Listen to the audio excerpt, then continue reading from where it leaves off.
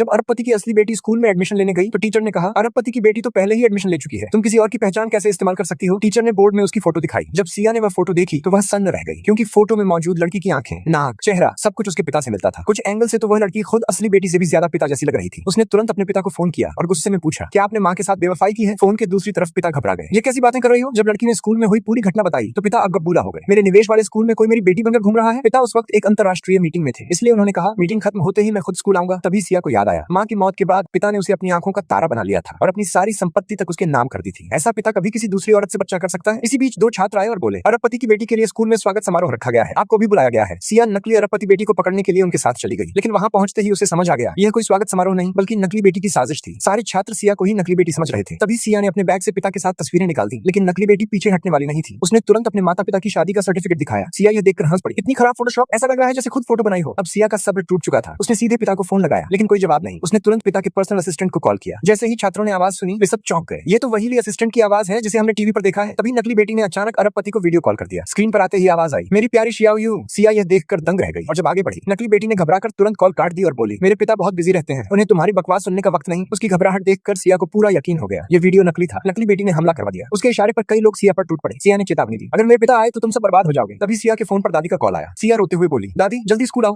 मुझे बचा लो। लड़की ने सिया को स्टेज से नीचे धक्का दे दिया, लेकिन तभी दादी अपने लोगों के साथ पहुंच गई। लेकिन जैसे ही दादी पास आई, दादी ने सिया के जोरदार थप्पड़ मार दिया। गुस्से से बोली, तू आखिर है कौन।